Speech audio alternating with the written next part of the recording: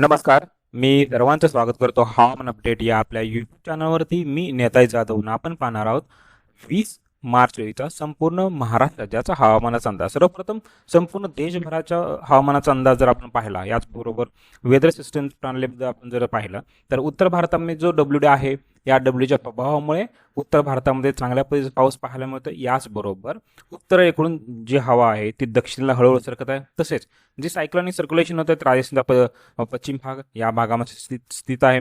तसेच अरबी समुद्र असेल आणि बंगालचा उपसागर असेल, या दोन्ही समुद्रामधून उत्तरेला म्हणजे जो डब्ल्यू डी आहे, या डब्ल्यू डीला थोडीफार मदत मिळत आहे. कारण की अरबी समुद्राने वारा उत्तरेला सरकतोय. याचबरोबर बंगालच्या उपसागरामधून ही जी हवा आहे ती उत्तरेला सरकलेली पाहायला मिळते.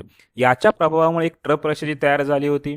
ती केरळ असेल, कर्नाटक असेल, तसेच राज्याच्या दक्षिण भागापासून मध्य भारतामध्ये विखुरलेल्या स्वरूपात आपल्याला पाहायला मिळेल.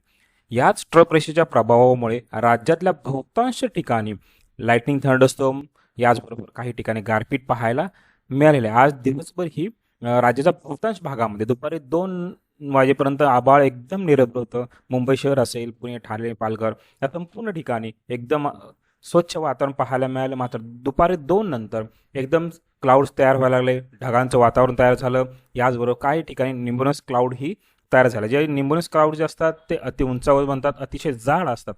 हे क्लाउड जर तयार झाले, त्या क्लाउडमधून अतिशय जास्त प्रमाणात पाऊस पाहायला मिळत असतो. याचबरोबर लाइटनिंग थंडरस्टॉर्म म्हणजे वीज त्या ठिकाणी जास्त कोसळत असते.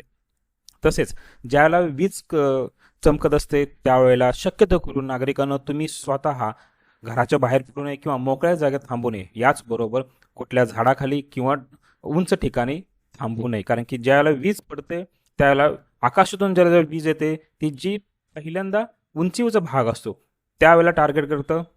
म्हणजेच तुम्ही सपोज एखादा झाडाच्या खाली जर थांबला असाल, पाऊस पडतोय किंवा लाइटिंग थंडरस्टॉर्म, त्यावेळेला त्याला झाडाच्या खालीच थांबल्या वेळेला ज्याला वीज येते ती पहिले झाडावर आदळते आणि तो झाड आदळल्यानंतर लगेच ती जमिनीत जाते. म्हणजे 2 पॉईंट्स असतात, ते 2 पॉईंट एकमेकांना ज्याला भिडतात त्यावेळेला त्याचा जो दुष्परिणाम असतो तो आपल्याला भोगायला लागत असतो. त्यामुळे शक्यतो करून उघड्यावर थांबणे टाळावे.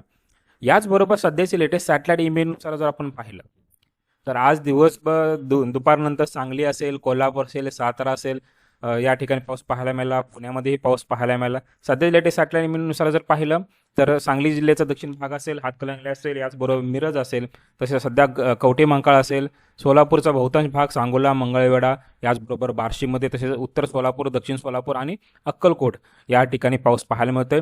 याचबरोबर बीड असेल, लातूरचा दक्षिण भाग, धाराशिव संपूर्ण जिल्हा, याचबरोबर हिंगोली, नांदेड उत्तर भाग आणि परभणी याही ठिकाणी आज संध्याकाळी पाऊस पाहायला मिळण्याची दाट शक्यता आहे. याचबरोबर अहिल्यानगरचा संपूर्ण दक्षिण भाग आणि मध्यवर्ती भाग असेल, साताऱ्याचा उत्तरेचा भाग, पुण्याचा ही उत्तरेचा भाग आणि काही ठिकाणी पूर्व भाग असेल, याही ठिकाणी पाऊस पाहायला मिळेल. धुळे संपूर्ण जिल्हा, याचबरोबर नाशिकचा पश्चिम भाग असेल, पूर्व भाग असेल, या ठिकाणी जोरदार स्वरूपात पाऊस पाहायला मिळण्याची दाट शक्यता आहे. तसेच संभाजीनगरचा पूर्व भाग असेल, याचबरोबर पश्चिम भागामध्येही काही प्रमाणामध्ये आपल्याला पाऊस पाहायला मिळण्याची शक्यता आहे. तसेच जालना असेल, बुलढाणा दक्षिण, अकोला दक्षिण, अमरावतीचा बहुतांश संपूर्ण भाग असेल, याचबरोबर वाशिममधले रिसोड असेल, यवतमाळ आणि गडचिरोलीचा जो अतिपूर्व भाग असेल, या ठिकाणीही आज रात्री लाइटनिंग थंडरस्टॉर्म सहित काही ठिकाणी जोरदार स्वरूपाचा पाऊस पाहायला मिळण्याचीही शक्यता. याचबरोबर येणाऱ्या 24 तासात जर पाहिलं तर येणाऱ्या 24 तासात पावसामध्ये काही प्रमाणामध्ये कमी येण्याचीही दाट शक्यता आहे. 24 तासानंतरचं जर पाहिलं, 24 तासानंतर राज्यातील काही ठिकाणी लाइटनिंग थंडरस्टॉर्म काही प्रमाणामध्ये होतील. नंतर 5 ते 6 दिवसाचा गॅप भेटेल, वातावरण थोडंसं गरम होईल. त्याच्यानंतर परत एकदा म्हणजे महिन्याच्या शेवटी, मार्च महिन्याच्या शेवटीपासून 27 ते 28 पासून परत एकदा राज्यात पाऊस पाहायला मिळण्याची शक्यता. कारण सिस्टम्स ज्याप्रमाणे येत आहेत आणि जात आहेत, या सिस्टमच्या गॅपमुळे राज्यातमध्येही पाऊस पाहायला मिळणार आहे. तर येणाऱ्या 24 तासाचा जर विचार केला, म्हणजे 20 तारखेचा हवामानाचा अंदाज जर पाहिला तर IMDच्या फोरकास्टनुसार जर पाहिलं तर भंडारा, गोंदिया संपूर्ण जिल्हा असेल, याचबरोबर गडचिरोलीचा संपूर्ण जिल्हा, याच्यामध्ये अहेरी, चिंचोरा, इटापल्ली, तसेच देवरे असेल, तसेच नागपूरचा कामठी असेल, पारशिवनी असेल, रामटेक असेल, या ठिकाणी हलक्या मध्यम स्वरूपात पाऊस पाहायला मिळेल. काही ठिकाणी लाइटिंग थंडरस्टॉर्म सहित एकदम लाईट रेन पडण्याची शक्यता आहे. तसे चंद्रपूरचं पाहिलं, चंद्रपूरचं ब्रह्मपुरी असेल, शिंदेवाडी असेल, वणी असेल, या ठिकाणी हलक्या स्वरूपाचा पाऊस पाहायला मिळेल. तसेच वरोरा असेल, तसेच चंद्रपूर शहरामध्येही हलक्या स्वरूपाचा पाऊस पाहायला मिळण्याची शक्यता. काही ठिकाणी मात्र फक्त ढगाळ वातावरण आपल्याला पाहायला मिळू शकतं. याचबरोबर यवतमाळचा कळंब असेल, राळेगाव, तसेच वणी या भागामध्येही हलक्या स्वरूपाचा पाऊस पाहायला मिळेल. वर्धाचा दक्षिण भाग असेल, या ठिकाणी हलक्या स्वरूपाचा पाऊस पाहायला मिळणार आहे. याचबरोबर वर्धाचा जो पश्चिमपासून जो भाग असेल म्हणजे पुसद असेल, याचबरोबर उमरखेड असेल, या ठिकाणी पावसाच्या काही प्रमाणामध्ये ॲक्टिव्हिटी पाहायला मिळण्याची शक्यता आहे. याचबरोबर वाशिमचा दक्षिण भाग असेल, रिसोड असेल, वाशिम शहर असेल, तालुका असेल, या ठिकाणीही हलक्या स्वरूपाचा पाऊस पाहायला मिळेल. तसेच बुलढाणा, अकोला, अमरावती, वर्धा या ठिकाणी मात्र पावसाची शक्यता फार कमी आहे. मात्र स्थानिक ढग निर्माण झाल्यानंतर मात्र हलक्या स्वरूपाचा पाऊस काही ठिकाणी पाहायला मिळू शकतो. याचबरोबर आपण मराठवाड्याचा जर विचार केला तर संभाजीनगरचा मध्यवर्ती भाग असेल, गंगापूर, वैजापूर, औरंगाबाद, खुलताबाद व पैठणचा काय भाग असेल, याही ठिकाणी हलक्या स्वरूपाचा पाऊस पाहायला मिळेल.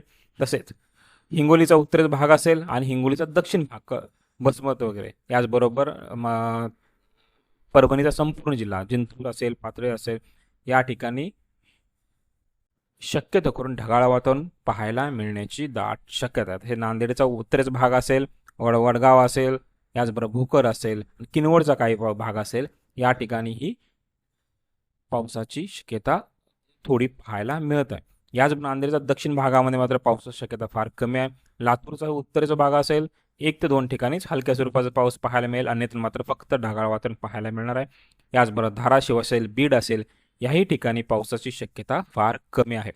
पश्चिम महाराष्ट्राचा विचार केला, पश्चिम महाराष्ट्रामध्येही शक्यतो करून पावसाची शक्यता एकदम कमी पाहायला मिळते. मात्र दुपारी 2 ते 3 नंतर जर स्थानिक ढग निर्माण झाले तर मात्र सांगली, कोल्हापूर, सातारा काही भाग असेल, या ठिकाणी पाऊस आपल्याला पाहायला मिळण्याचीही दाट शक्यता आहे. तसेच कोकणाचा संपूर्ण भाग असेल आणि खानदेशचा संपूर्ण भाग, या भागामध्येही पावसाची शक्यता फार आपल्याला कमी पाहायला मिळत आहे.